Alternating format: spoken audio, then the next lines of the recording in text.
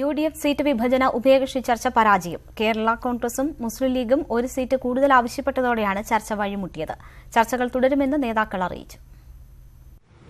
ലോക്സഭാ തെരഞ്ഞെടുപ്പിന്റെ സീറ്റ് വിഭജനം സംബന്ധിച്ച് UDFന്റെ ആദ്യഘട്ട ചർച്ചകൾക്കായി കൊച്ചിയിലായിരുന്നു യോഗം ചേർന്നത്. കേരള കോൺഗ്രസ് മാണി വിഭാഗവും മുസ്ലിം ലീഗും യോഗത്തിൽ ഒരു സീറ്റ് കൂടി ആവശ്യപ്പെട്ടു. ഇതോടെ ചർച്ച വഴിമുട്ടി. കേരള കോൺഗ്രസിന് കോട്ടയത്തിന് പുറമെ ഒരു സീറ്റ് കൂടി വേണമെന്ന് KM മാണിയും PJ ജോസഫും ആവശ്യപ്പെട്ടു. കേരള കോൺഗ്രസ് ജേക്കബ് വിഭാഗം ഇടുക്കി സീറ്റിനായും അവകാശവാദം ഉന്നയിച്ചു. മുസ്ലിം ലീഗ് മൂന്നാമതൊരു സീറ്റ് വേണമെന്നാണ് ആവശ്യപ്പെട്ടത്.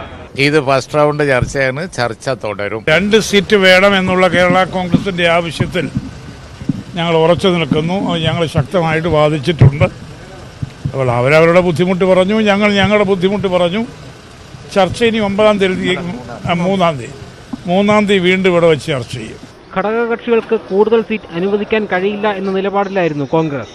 മാർച്ച് 1-ന് മുസ്ലിം ലീഗുമായും 3-ന് കേരള കോൺഗ്രസുമായും വീണ്ടും ചർച്ച നടത്തും. സീറ്റുകൾ കൂടുതൽ ചോദിച്ചതിൽ ഒരു തെറ്റുമില്ല. കാരണം അവർക്ക് സീറ്റ് ചോദിക്കാനുള്ള അധികാരമുണ്ട്, അവകാശമുണ്ട്.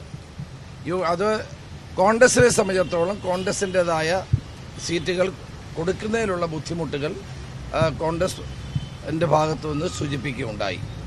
ഏതായാലും വളരെ സമാധാനപരമായിട്ടാണ് ചർച്ചകൾ മുന്നോട്ട് പോയത്.